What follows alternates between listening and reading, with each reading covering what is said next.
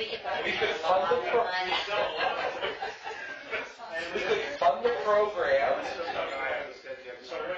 Alstead and a lot. All the empty houses would be sold. Here are the fines, here are the penalties. The judge may not necessary. Under 21, the court has discretion to punish in a variety, including mandatory treatment. What's that? Hey, You don't have time to read all that. he's got a shrinking tax base. I think that could increase that. Why don't you just say your name to the camera? And your title. That indirectly brings up another point I wanted to make about the possibly putting another stipulation in the program where the original DARE program, a big problem I have with it is they treat all drugs the same. So kids are like, drugs are bad, and they come out possibly scared and possibly, with a healthy respect for I shouldn't do drugs. They also come out with, marijuana is the same as heroin. So, they go to a party, somebody hands them a joint, they, in a moment of weakness, smoke the joint, realize that, the sky didn't fall, oh, they were lying to me, maybe I should try something else. So I think part of the program should differentiate and show the actual causes and consequences to using the different drugs, And I think that's where we got into having the programs be administered by someone. In other words, we just weren't going to go through the yellow pages and say drug awareness program. Right. We'll pick that one. Right. But we want to understand what they're about and what they do. And you talked about the medical issues with addiction. I think that's an important thing to stress. I mean, really,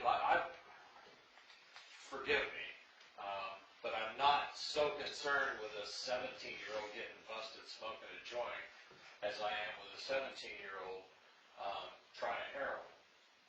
It's apples and oranges, and that's where I really want. That's the kid. Just he needs something, and we're not giving it to him now. Right. And I think if you look at it objectively, as a lot of states have, and look at the medical values of marijuana, it's a completely different category, and the opiate problem is so out of hand that I understand where you're coming from. I think it's a great idea. I will go on record with supporting it because we need to do something about the heroin problem, and I don't even believe this is a problem. I believe, if you read the history of why it was banned to begin with, it was more about industrial hemp production And race. and yada yada yada. Genetic issues. True story. So, I mean, I wish we could just say, you know what, it is what it is. Let's focus on what we need to. And to steal a little tiny bit of thunder for you, I would like to bring up that tomorrow night, the 25th, in Keene, I have the information. There is a movie and present. Tomorrow's the 24th. Thursday, February 24th. And tomorrow's Wednesday. Okay, so Thursday, February 25th, is a program called the Opiate Effect in Narcan Training and Distribution at Keene State College Alumni Center at Centennial Hall at 5:30 p.m. There's going to be a documentary showing the opiate effect. And I have a phone number here. If anybody's interested to attend, I understand it's a really good movie about the effects of opiates and addiction, and this is something the city of Keene is sending out to their public safety, fire, police, and they've asked that. So if you want to go to the movie, you got to call the phone number, which is 603-354-5454, extension 3030. That's 5 p.m. on Thursday the 25th. I said 5:30. 5:30, the doors open. And 6 p.m. is the showing of the documentary.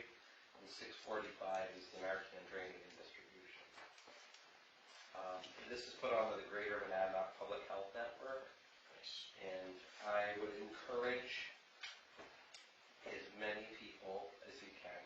And the movie poster for it is, join us for a showing of an incredible documentary based on the overdose of a UVM student that sends his father on a mission to educate the public on not only the dangers of opiate abuse, but how we deal with it as a society.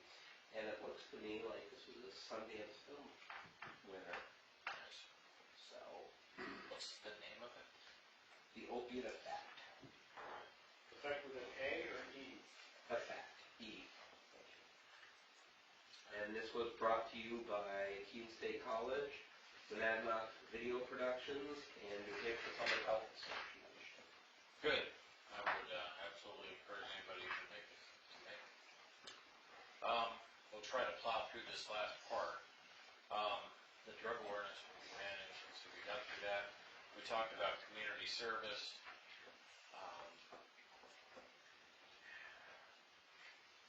I'm not comfortable, I'm not comfortable with a buyout of community service. I think you just gotta do it. Again, I don't know how Yeah. one does it if they're not Yeah. reasonable. Well, they just, There's you some sort of won't be discretion finding there anything. somehow, so that by Do it in someone. your own town. Yeah, do it in their own town.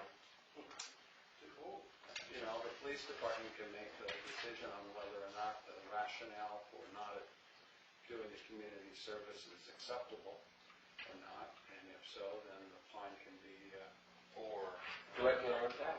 Yeah. Everybody comes from somewhere. If they're like from Langdon, Or and no problem, we'll call up the police in your Yeah, town, we'll let them know you have, Yeah. this community service to do, and if they would like us to post Apples it. to the poverty. I like that, okay, we'll do so that. I still have a question, Chris, what about 21 and older? They're just gonna get the $100, they're not gonna get community service or anything else?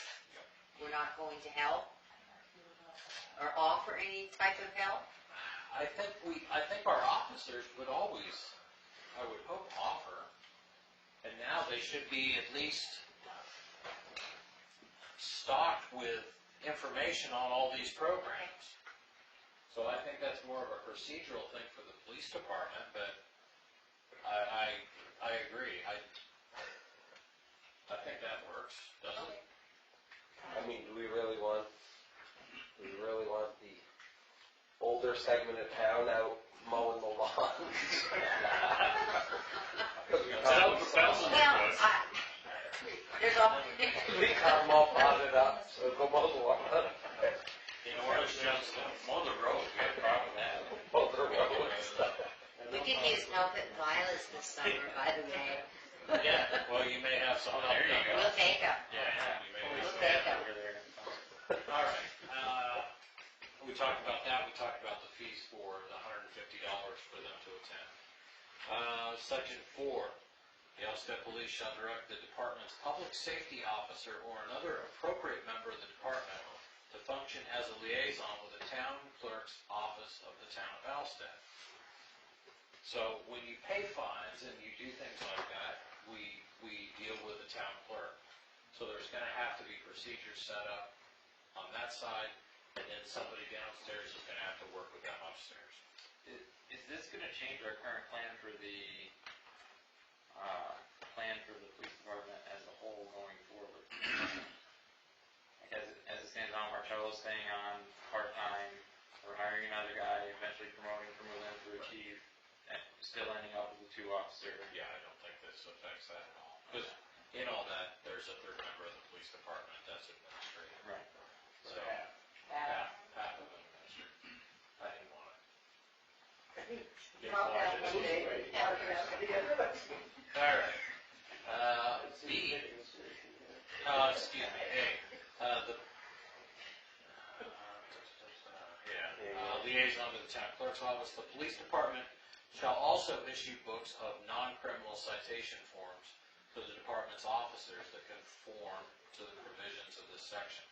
That's one of those things we have to work through. I don't know if they have a ordinance book they can write from today.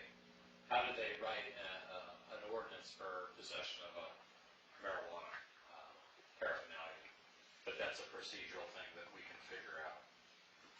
B, a copy of the notice delivered to an offender under the age of 21 shall be mailed or delivered to at least one of the offender's parents having custody of the offender, or where there is no such person, to that offender's legal guardian at said parent or legal guardian's last known address. If an offender under the age of 21 or a parent or legal guardian fails to file with the town clerk a certificate that the offender has completed a drug awareness program in accordance with Section 3 within 1 year of the relevant offense, the clerk shall notify the offender parent or legal guardian and the enforcing person who issued the original notice of the offender to the offender of a hearing to show cause why a civil penalty of up to $350 should not be imposed. Let me break that down. There's that one beat the other one for a run-on sentence. Okay, if they fail to file and say that, here is the, we got your list of programs, we attended this one, we're finished, and they fail to do that, then that person can go back to the town clerk and say, we have no money,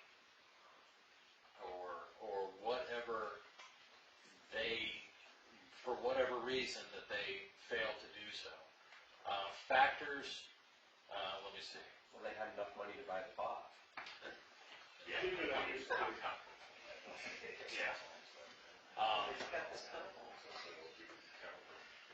Right.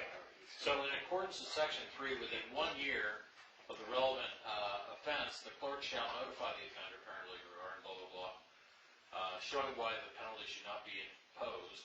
Factors to be considered by the town clerk in weighing costs shall be limited to financial capacity to pay any increase, the offender's ability to participate in a compliant drug awareness program, the availability of a suitable drug awareness program, and the offender's willingness to complete such a program within a time frame to be determined by the town clerk. Why is it the town clerk? I'm sitting here going, are you kidding?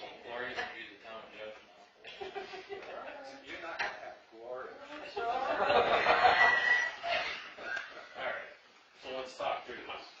That's the select board to be done with it. I just don't think that, It's all right. I don't think Trish would do it.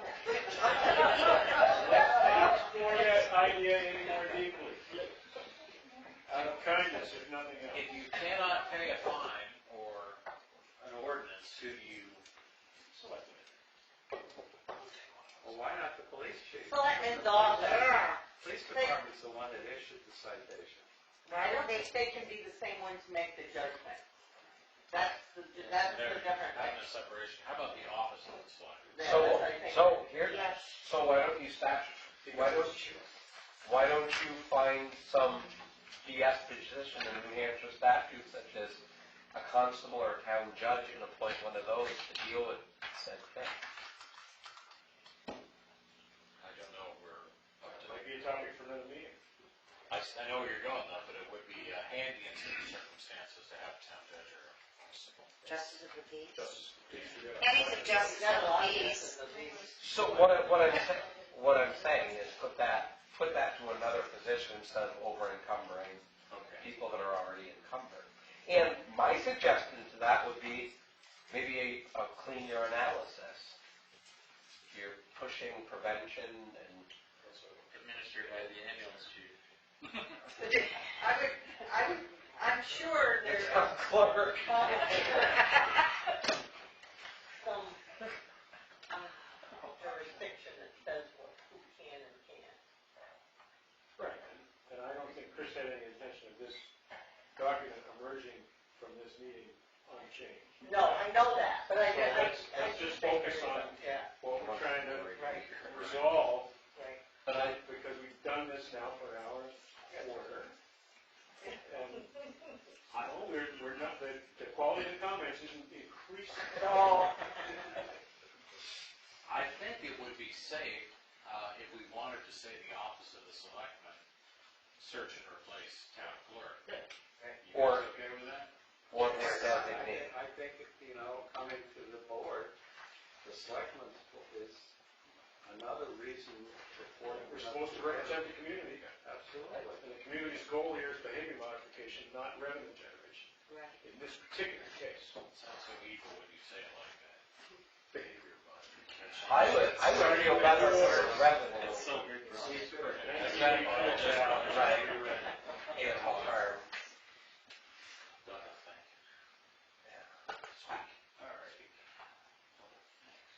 I think the generation of money sounds better myself.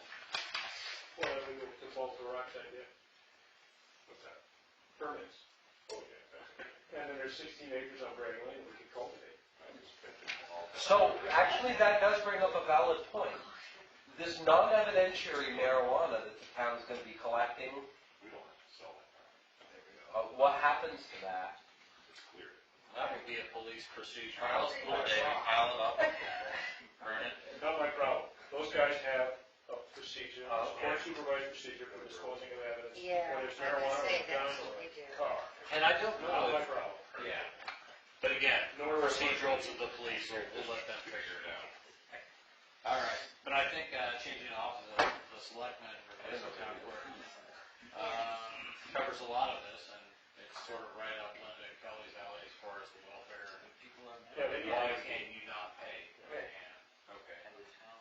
All revenue generated from civil penalties imposed under the provision of this section and other town ordinances shall be transmitted to the Alstead Police Department to fund local drug awareness programs, including programs for out of school. And what Linda has suggested is that's a problem, and Let me look into it. Yeah. I think we'll what it's come gonna- up with it. What it's gonna wind up saying is town treasurer. Yeah. That's all. Yeah. To fund local Yeah. drug awareness programs. But where you get into the problem is if we have money left in that, I don't know how it has to be worded. I would have to ask DRA. Because at this point, everything that we have left at the end of the year goes into fund balance, anything that we have. So I think it has to be a special fund, and I don't know. So it stays there and doesn't get transferred? Yeah, because you don't want it to go into, you want to be able to use it the next year too. It's a bit late for a warrant article for that. Yeah, I think that's what we should have had, but. No, I don't think so. I think that would have been premature. This is a good discussion. Great. You guys have contributed mightily to the process of crafting local legislation, and we should celebrate that. Never expecting it to be perfect, but I think we're sort of generally in agreement about what we're trying to accomplish, trying to give a parallel avenue that might be proof therapeutic early on in the intervention, rather than immediately leading to criminal prosecution. And the reason it's so wordy is because it has to be. Great. Not his fault. No. He wasn't paid by the word for this. Were you? I slashed a lot of what I started with, and you see how much was left over. That was 4 pages to start. Oh, my. Thanks. Other comments or questions on this topic? Very good, thank you. I'm really quite grateful. Very good. It's a really big start. Carrie, Where do we go from here? so from here, Chris will try to embrace our edits. We will review this at probably the future select board, I think that's fair, at some future select board meeting and decide whether to modify further or to enact or to discard. Those would be the 3 choices I can see. The public hearing process, when it works, is great, and I think it worked well tonight. Thank you all very much. This hearing is adjourned. Thanks, everybody. So now do we have a little meeting now? Do we have questions? Are we in a meeting? Selectmen's meeting? We hadn't scheduled a selectmen's meeting for tonight, nor had we posted one. Well, you had selectmen's meeting up there. Oh, boy, you That's need to have one. That's from last week. Yeah. Are there, We could talk amongst ourselves, but I don't think we could meet as a select board because I neglected to post this meeting. I just posted the hearing. Questions or comments? Bobby? For the good of the order? Bobby? Yes, can I give a little update on Violet's? Sure. I'm not gonna start a weekly thing yet, so don't worry. As you know, during Violet's season, I will. All 3 of you selectmen received the email with all the information on last year on what we spent and everything. And have you had time to go through it? because I know it was quite a few pages. I certainly skimmed it. Anyway, the board has sat down, and I have suggested to the board that, you know, we did spend a lot of money last year, that we really need to tighten up our belts, and unless it's something that we have to get, we're going to kind of step back this year a little bit and really focus on what the next priority, because we have the boathouse, we have the bell tower, we've got some problems in our bathrooms, you know, there's a whole bunch of different things, and we can't do it all at once. Because this will be really our first year that we're starting from the start to the finish on the board, because we came in after the other board had already started something. We have looked at our personnel, because that is the main cost, and instead of 4, we are going to do it with 3. We have found it's nice to have teenagers working for us, but probably no more than 1 will be working. So we will actually have our manager from last year, Ashley, and then we'll actually have another adult who will be 21. And I'll tell you his name, it's Penny Gendron's son that goes to Keene State, Dan Gendron. And then we'll be hiring a teenager that would be 16 or more. The teenager would not be a lifeguard, only because there would always have to be an adult there anyway. Where this way, the 2 adults will be lifeguard, and if they're by themselves, they can be a lifeguard and be at the pool. We're trying to look at the cost factor of payroll.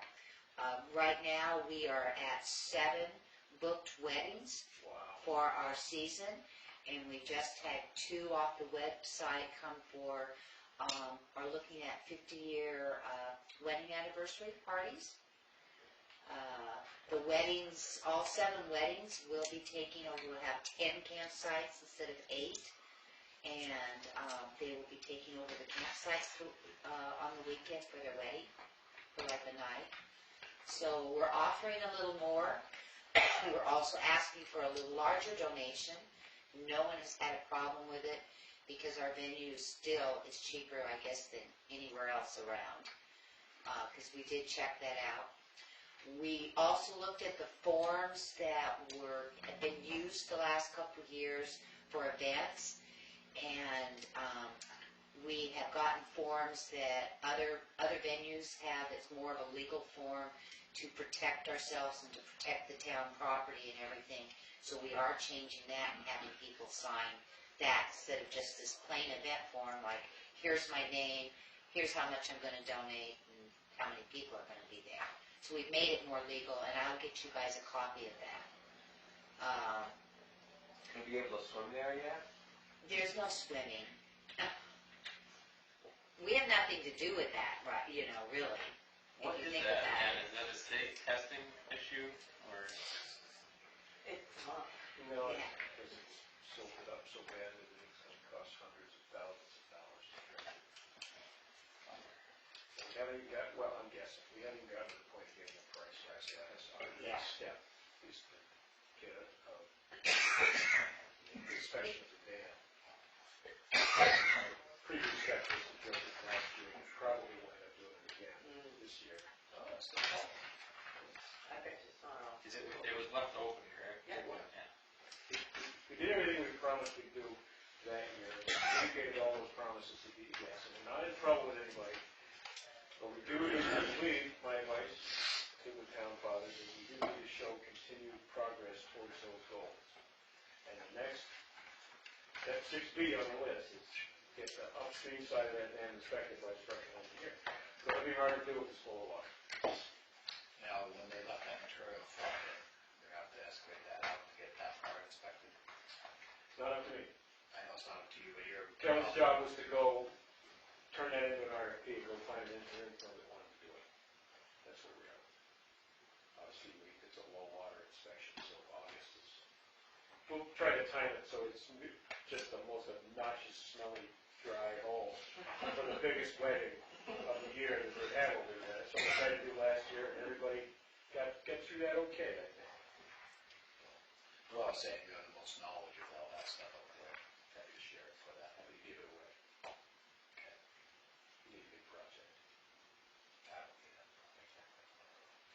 We got some pretty good resources on that team. You know, the town has, since 2005 or 6, has been using this guy named Sean Sweeney from Hydrology Associates, Headwaters.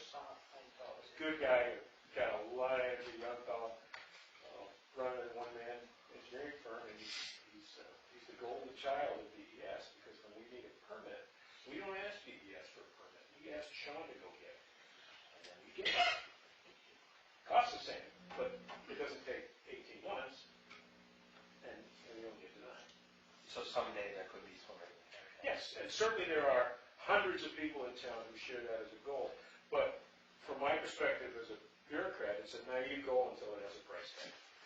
And so there may be hundreds of people who think swimming in it is a really good deal for $10,000. But there may be nobody left alive in town who thinks it's a really good deal for $500,000. Because it's not coming out of the Wildlife Trust. Let's be clear about that. If we spend money on the functionality of that pool, it will be town money or a private donation. But the trust money is a very short little will, and it's really hard to misconstrue anything about it. It's just really for programs. Not services, not paint, just programs, which is great when you think about it. That's not all programs, because we put a roof on it. Well, it's for it's maintenance and just for, Programs and maintenance. well, if you don't have a roof over it, you can't very well have people in the building. I'm thinking that's a topic for another night. So I guess where I was going with that is if they do want to inspect the upstream side of the dam, I did not budget any money to excavate the material that was done in there last year out in front of it. So it's just some thoughts that. But what we did do was stage for it. So all that particular stone is still working below the surface. So the magnitude of that job, the second phase of that job was, and this hasn't been proven, but it was designed, the permit's good for another 4 years. So let's get that up on the table. We're cool to dredge that again without going back through the permitting process. The stone ramp that allows the excavator to get up and over and get to the gate was left in place and designed to be big enough to allow the town's excavator to do the work. So it may not be a significant cash outlay issue, but nobody really knows. Right. Wait for the water to go down, you creep down there, see what you can do. That's the story. Ready to go home? All right. We'll meet again next week with a real selective team. It's real fun. And a real game. And